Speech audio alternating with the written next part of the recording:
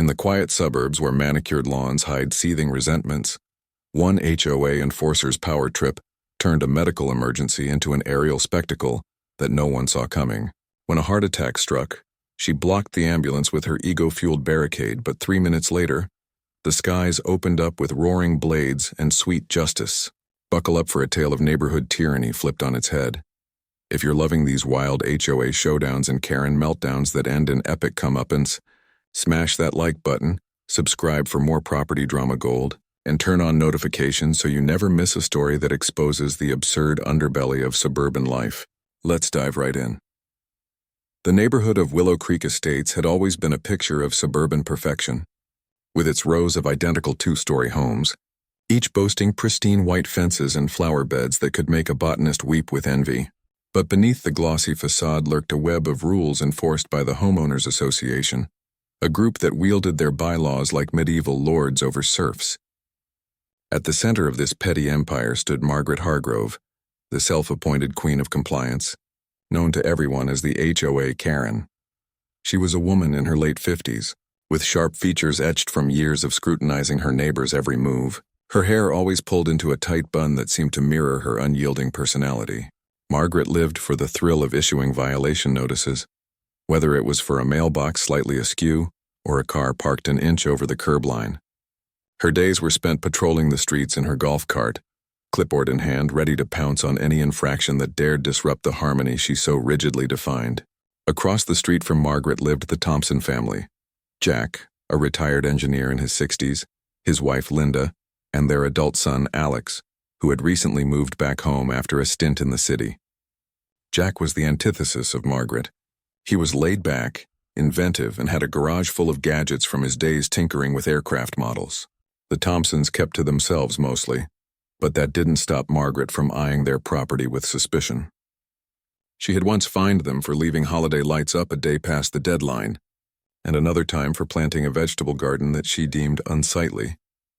Tension simmered, but nothing prepared the neighborhood for the storm that was about to break. It started on a crisp autumn morning when Jack Thompson felt a sharp pain in his chest while raking leaves in the front yard. He clutched at his shirt, his face paling as the world around him blurred. Linda, spotting him from the kitchen window, rushed out, her heart pounding in terror. She dialed 911 immediately, her voice steady despite the fear gripping her. The dispatcher assured her that an ambulance was en route, ETA 5 minutes. As the sirens wailed in the distance, neighbors began to peek out from behind curtains, sensing the urgency. But Margaret Hargrove was already on the scene, her golf cart humming to a stop at the end of the Thompsons' driveway. She had been mid-patrol when she heard the commotion and decided this was her domain to oversee. With her arms crossed and a smug expression, she positioned herself like a sentinel, ready to ensure that even in crisis, rules were followed. The ambulance turned onto the street, its lights flashing urgently. But as it approached the Thompsons' house, Margaret stepped forward, waving her arms dramatically. She had noticed that the emergency vehicle would need to cross a small patch of common area grass to reach the driveway efficiently, a shortcut that, in her mind, violated the HOA's strict no vehicles on grass policy. Ignoring the blaring horn, she planted herself firmly, refusing to budge. The paramedics leaned out the window, their faces a mix of confusion and frustration. But Margaret held her ground, insisting that they detour around the block to approach from the approved angle. Minutes ticked by agonizingly as Linda knelt beside Jack, who was now gasping for air, his condition worsening. Alex burst out of the house, his phone in hand, recording the absurdity unfolding before him. The neighborhood watched in stunned silence as Margaret lectured the paramedics on property guidelines, her voice cutting through the air like a knife. She pulled out her phone to call the HOA president for backup, oblivious to the life hanging in the balance. The paramedics, bound by protocol, couldn't force their way past without risking damage or escalation, so they radioed for instructions, buying precious time that Jack didn't have. Whispers spread among the onlookers, some in support of Margaret's dedication, others horrified by her callousness. Alex pleaded with her to move, but she dismissed him with a wave, citing past grievances like the time the Thompsons had hosted a barbecue without proper notification. The ambulance idled, its engine rumbling impotently, while Jack's breaths grew shallower. In that moment of desperation, Alex remembered his father's old connections from his engineering days. Jack had volunteered with a local air rescue organization, maintaining helicopters and even holding a pilot's license for small aircraft. Alex grabbed his father's phone from his pocket and scrolled through contacts, his fingers flying. He found the number for the regional medevac service, a group that operated rescue helicopters for critical cases. With trembling hands, he explained the situation: a blocked ambulance, a deteriorating patient, and an unobstructed backyard large enough for a landing. The coordinator on the line, sensing the urgency, dispatched a chopper immediately, estimating arrival in 3 minutes. As the call ended, the distant thrum of rotor blades began to echo, growing louder with each passing second. Margaret, still arguing with the paramedics, paused, her head tilting toward the sky. The neighborhood's attention shifted upward as a sleek red and white helicopter appeared on the horizon, descending with precision toward the Thompsons' spacious backyard. The wind from the blades whipped leaves into a frenzy, and residents shielded their eyes against the dust.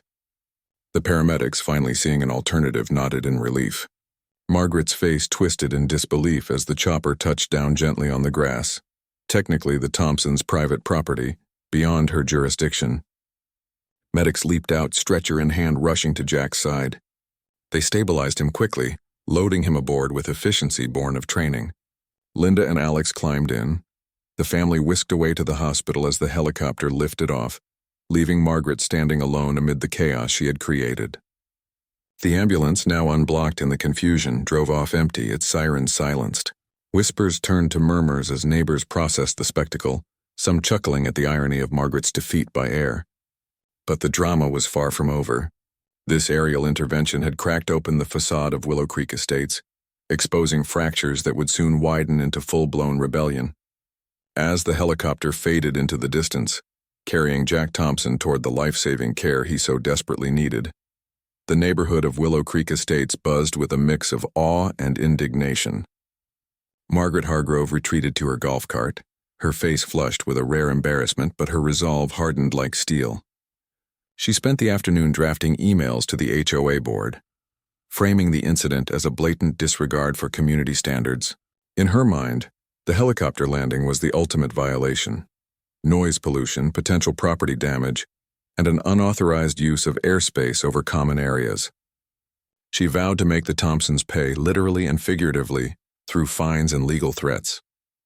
Meanwhile, at the hospital, Jack underwent emergency surgery for a blocked artery, the doctors crediting the swift aerial evacuation for his survival.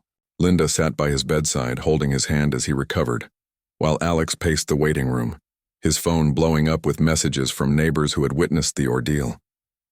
Videos of Margaret blocking the ambulance began circulating on social media, posted anonymously by onlookers, tagging HOA horror story accounts. The clips went viral overnight, amassing thousands of views and comments decrying her actions as heartless. Back in Willow Creek, the incident ignited a spark among the residents. For years, they had tolerated the HOA's overreach: arbitrary fines for trash cans left out too long, mandates on paint colors that stifled individuality, and surveillance that bordered on intrusive. But seeing a man's life endangered over grass preservation crossed an invisible line. A group of neighbors, led by the soft-spoken retiree Mr. Patel from down the street, began whispering about reform.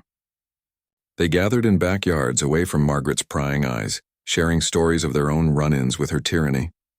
One had been fined for a bird feeder attracting nuisance wildlife, another for a child's chalk drawing on the sidewalk deemed graffiti. The helicopter landing became a symbol of defiance, proof that the HOA's rules weren't infallible. Alex, returning home late that night, found his inbox flooded with support. He uploaded his own footage, narrating the events in a post that detailed Margaret's obstruction and the miraculous save. The story caught the attention of local news outlets who reached out for interviews. By morning, reporters were knocking on doors, turning Willow Creek into a media circus. Margaret, ever the defender, held an impromptu press conference on her lawn, clipboard in hand, insisting that safety protocols must include property respect. Her words only fueled the fire, as online commenters branded her helicopter Karen and mocked her with memes of ambulances detouring around cartoonish barriers. The HOA board, sensing the PR nightmare, called an emergency meeting, Margaret pushed for immediate action against the Thompsons, fines for the helicopter's disruption, demands for reimbursement of any imagined damages.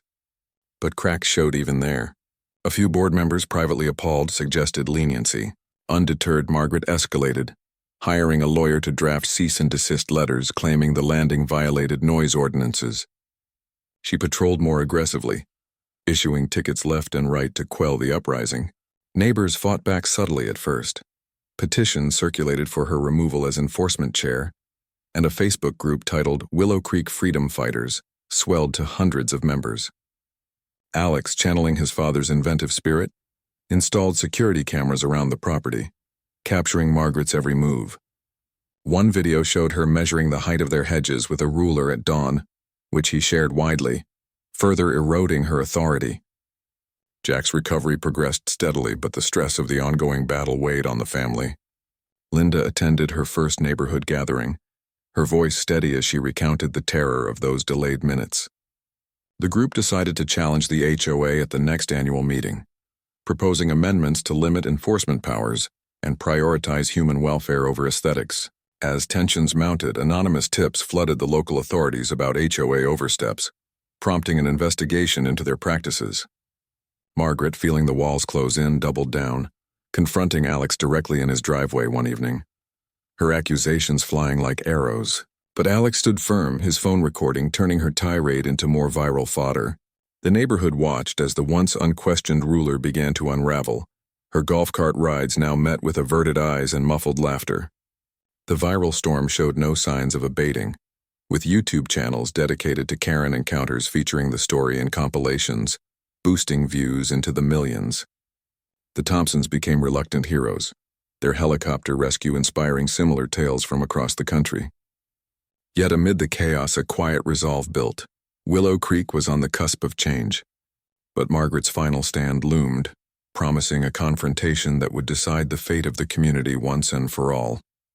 With Jack Thompson back home after a week in the hospital, his color returning and his spirit unbroken, Willow Creek Estates teetered on the edge of revolution. The helicopter incident had not only saved a life, but also shattered the illusion of HOA invincibility. Margaret Hargrove, now dubbed Blockade Betty in online forums, refused to yield, ramping up her campaign with daily inspections and a barrage of violation notices slipped under doors at midnight. She rallied her few loyalists, mostly elderly residents who feared change, forming a subcommittee to restore order. But the tide had turned. The viral videos had attracted national attention, with talk shows debating the ethics of rigid community rules.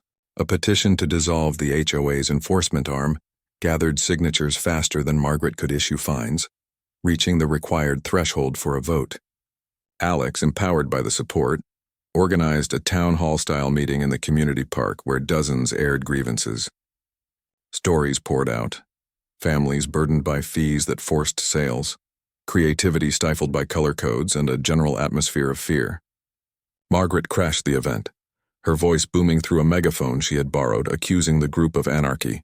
Yet, her interruptions only highlighted her desperation, as attendees filmed her meltdown, adding fuel to the digital fire. The local news ran a segment featuring Jack, who spoke calmly about the need for compassion over control, his words resonating far beyond the suburbs.